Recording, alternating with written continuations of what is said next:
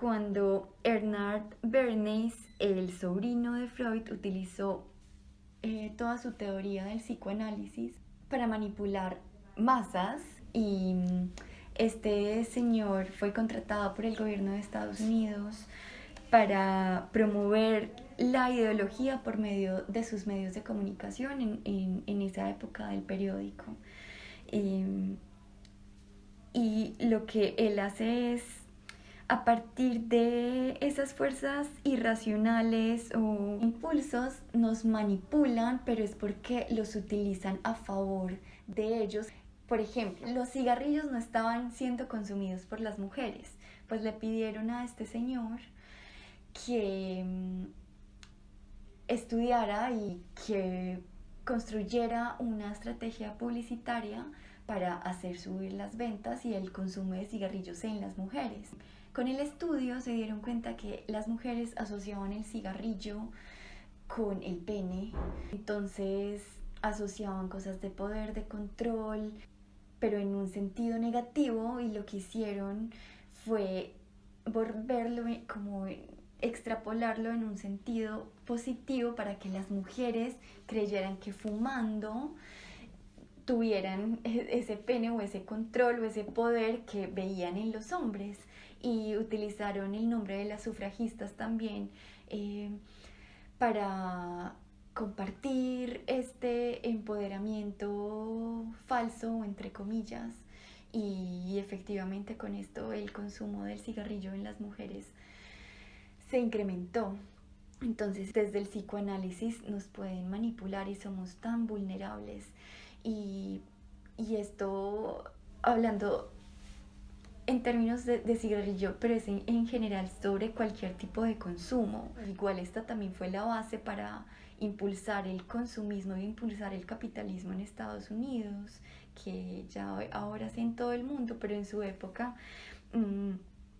este señor, junto con el presidente, creo que fue Hoover, lo que le pidió fue que creara deseo y transformara a la gente en máquinas de felicidad en constante movimiento para que fueran la clave del progreso económico del país. Y bueno, por eso es que Estados Unidos se volvió potencia mundial también, y actuamos de una manera feliz pero también dócil, y eso es lo que quieren estas ideologías: volvernos dóciles, volvernos manipulables y crear una sociedad entre comillas estable.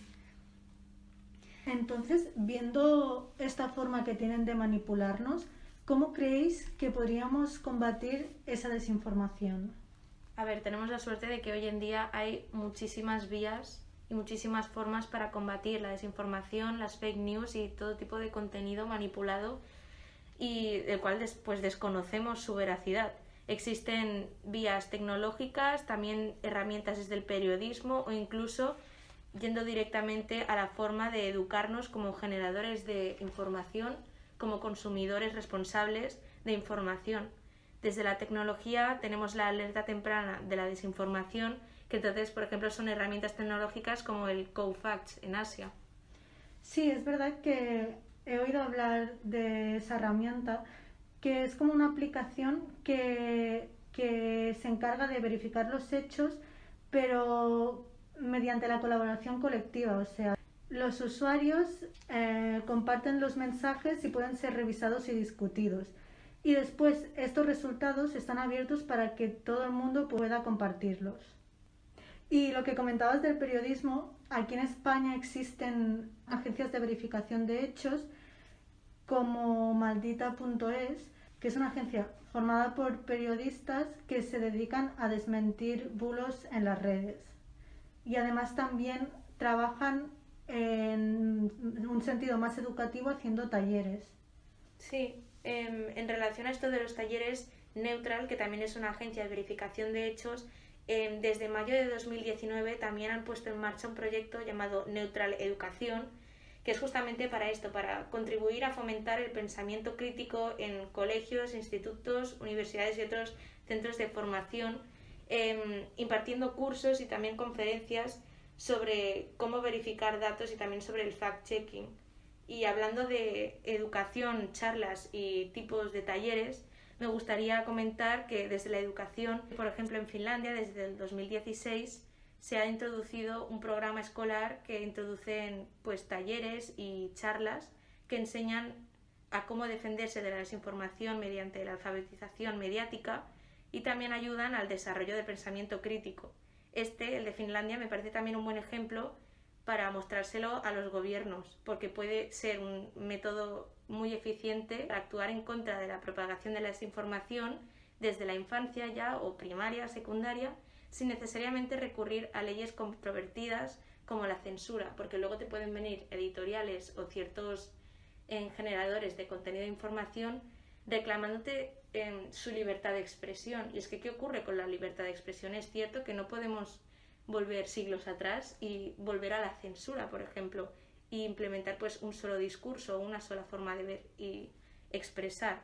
Lo que proponemos también desde la educación es entonces repensar la libertad de expresión a una responsabilidad de expresión. Entonces, ¿de qué se trata? Se trata de superar y combatir la desinformación desde otro medio que no sea la censura, ni tampoco proponiendo solamente un único discurso, sino que practicar una expresión consciente y responsable desde el conocimiento. De esta forma sentimos, pensamos y actuamos con cabeza y no nos dejamos guiar por impulsos ni sentimientos ni herramientas de la publicidad con la que quizás nos engañan para colarnos un bulo.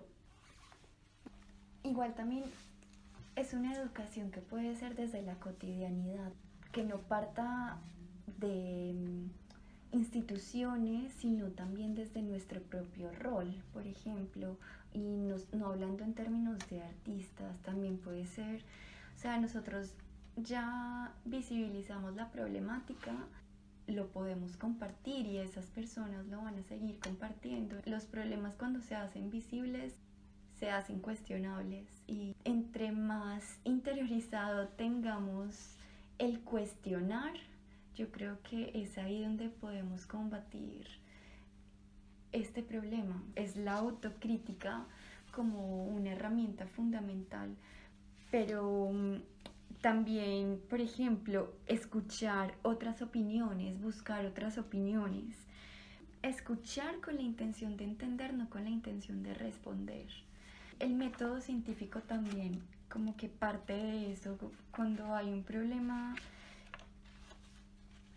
es partir de la suposición que ese problema es falso, o esa hipótesis es falsa, hipótesis del problema es falsa y que será falsa hasta que haya una que diga que no lo es, pero igual siempre va a quedar como abierta a la refutación, como al cuestionamiento. Y es eso, una, escuchar otras opiniones, dos, escuchar a expertos y realmente acudir a expertos, porque los expertos buscan evidencias y se basan en las evidencias. Pero es bueno también mencionar que no nos podemos basar o respaldar solamente en evidencias, porque puede seguir siendo consistente con teorías rivales. Entonces hay que buscar muchas evidencias, pero sin descartar. Y bueno, otra también de las más importantes ahora en nuestra era es la pausa antes de compartir, porque lo que compartimos es potencialmente contagioso, y solamente si es verdadero puede ser un hecho, solamente si es representativo es información, y solamente si está sustentado es evidencia. Y esto lo dice Alex Adams en una charla de TED. Para avanzar a la era de la posverdad necesitamos traspasar eso para poder llegar a la proverdad. Y yo creo que tenemos un rol fundamental todos, no solamente los que crean esa información, los que crean esas fake news, los que crean esos bulos, sino nosotros los que los compartimos también.